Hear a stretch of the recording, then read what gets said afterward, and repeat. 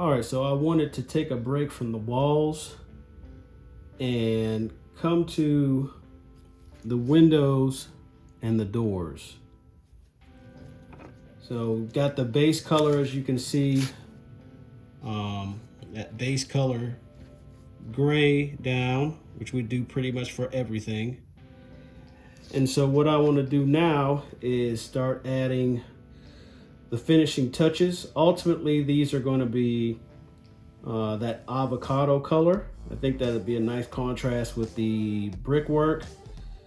But the first thing I'm going to do is I'm going to use this product here from Folk Art. It's called Castle, and it's kind of a chalky mix. And once again, I have to credit Craig Brotman for that technique. It's just something about using that color beneath your foundation or beneath your dominant color that gives it just an extra level of realism, maybe a little bit of texture in there. So I'm going to use that on all of the windows before I go to the avocado green. So let's show you what that looks like. Not all that exciting. And it's kind of like, you know, I'm not necessarily trying to get full coverage, just get a basic covering of it. I don't know if I would call this dry brushing because I'm not really taking the paint off of the brush per se.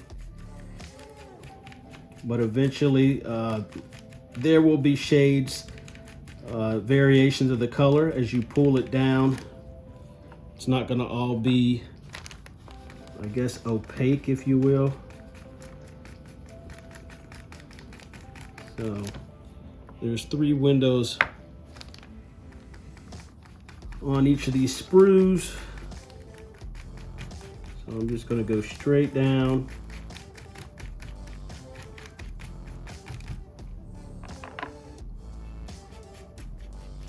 Just like that. Just want to get coverage. I think the variation is what helps the ultimate color. And I'll do the same when I actually add the dominant color as well. Ultimately, it'll show fading. Could actually go as far as to do some chipping. I don't know if I will. But that's all there is with the Castle color.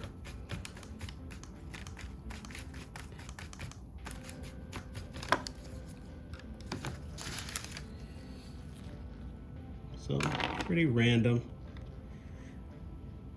which is what I wanted. And so now I'll go ahead and do the rest of these, and I'll add the avocado.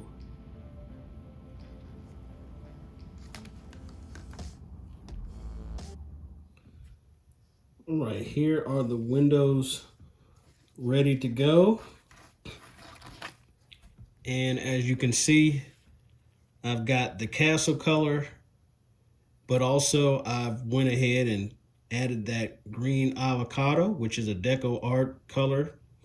And it kind of looks like I dry brushed, but I actually didn't. I didn't take any paint off of the brush. I just kind of ran it up and down those 3 windows until it ran out. But that created the very patchy look, almost like chipping or just paint wearing away. Exactly what I'm going for. Of course, until these are out of the sprue and in the windows, in the walls, you really can't get the true effect. But that is where we're at.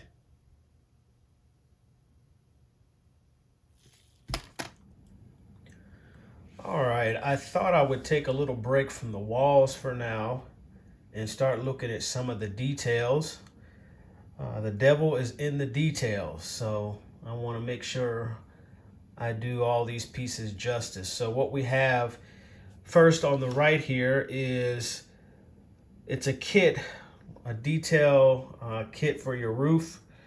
So it has your water tower, it has all your duct work, your chimneys, your exhaust systems, the rooftop service, stairwell, for the workers to get to the roof to do all the maintenance. And then on the left, I have some of the conduits that go on the side, on the walls, electrical conduits.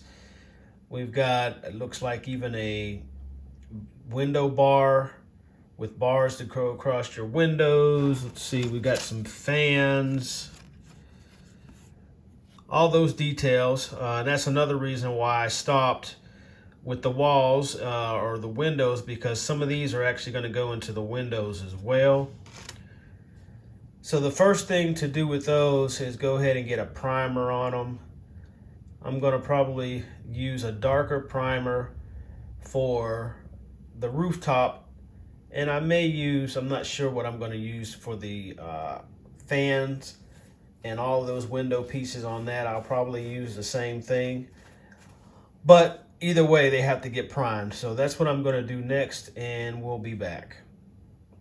All right, so I'm back with all of the detail pieces primed, and what I used for the primer is just like a dark gray, Rust-Oleum dark gray, and then I came back and just kind of spritzed on a lighter gray. You can see that lighter shade kind of showing through. Just spritzed it on. I didn't do it as heavy as I did the original color, just to add to the weathering process, as well as I came back with kind of a light rust color and did the same thing as far as just misting it on, just kind of a spritz kind of thing. And that's just to give some variation from the very beginning and also start the weathering process. That's just my little technique, just an experimentation. I'm sure others have done something similar or the same thing. Now what I'll do is I'll go ahead and start dry brushing on the various colors that I'm going to use for. All right, before I actually start assembling some of these detail parts, I just wanted to show you that many of them have been painted before I've taken them out of the sprue. And that's just easier with any kit to, do as much of the painting as you possibly can in the sprue, where you have areas that you can hold that are not being painted, areas of the sprue that you can hold so you can paint these smaller pieces without them getting away from you or you painting your fingers. But I used pretty standard colors of acrylic paint from Deco Art, the Americana series, some avocado, slate gray, burnt sienna, heritage brick, raw umber, a color called burlap, and of course for a lot of the undercoat, before I did the actual color, I used the castle color I spoke of earlier in the video. I did some dry brushing. I also used a sponge like the one you see there to just dab instead of painting with a brush, because that helps with brush strokes, not seeing brush strokes. So did a bit of that as well. So the next thing I'm going to do is start assembling these, and of course I will have to do some touch-up work, but it won't take near as much time because most of the painting has already been done. So let me go ahead and move to the next step.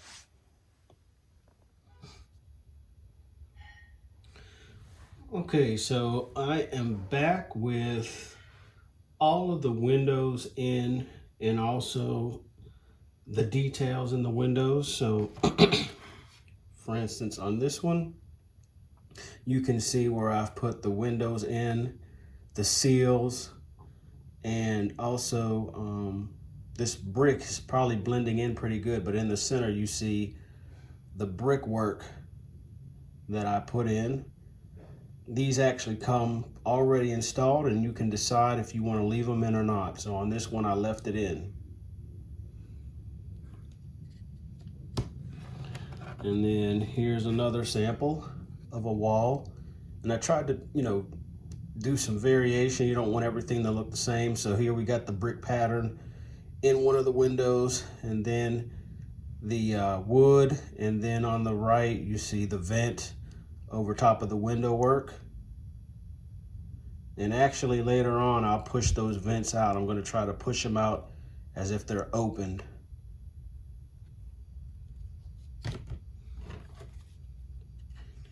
And here's a standard piece with just window work. Have several of those. I am back to start a smaller project within this larger one, and I decided on one of my walls I wanted to do a bump out just to give the flat wall a little bit of dimension and character. And so I've got this styrene out, and I'm going to cut out some walls and just create a little bump out section that eventually will put on the side of that wall. Probably put some kind of supports under it. So I will come back and show you where I'm at with it.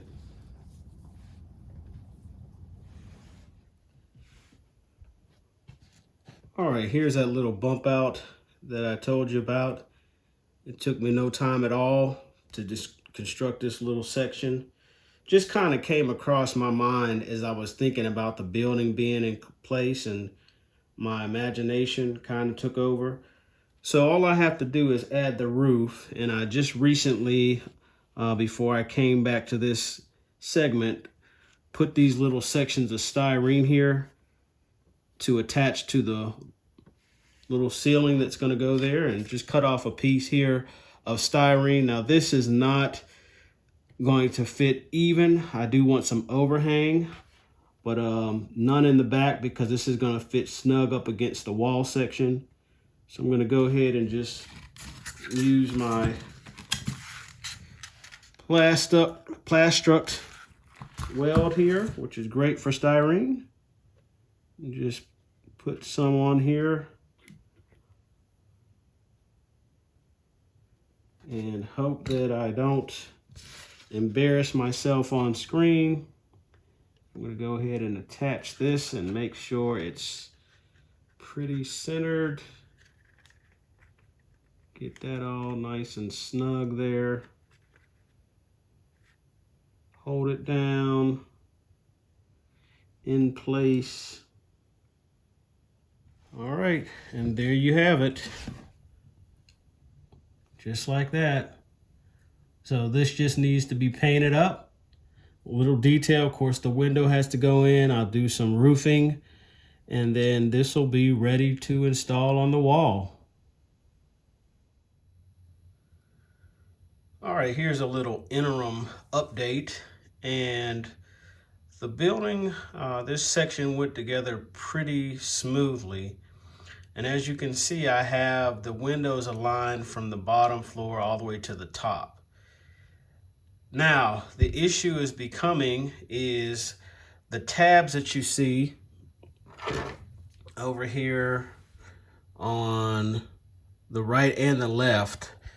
For some reason, when I put the side walls on, they're not lining up.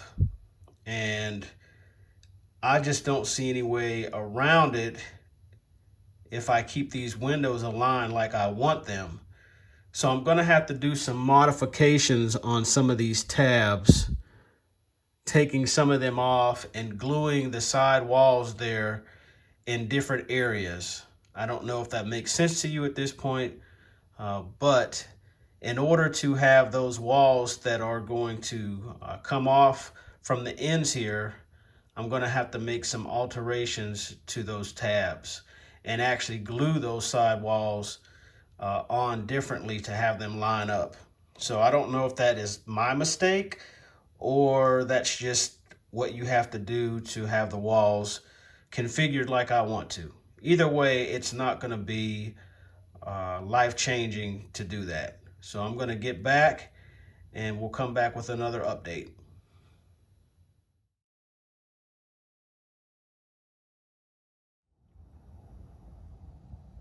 All right, I wanted to show you what I meant by these corner pieces.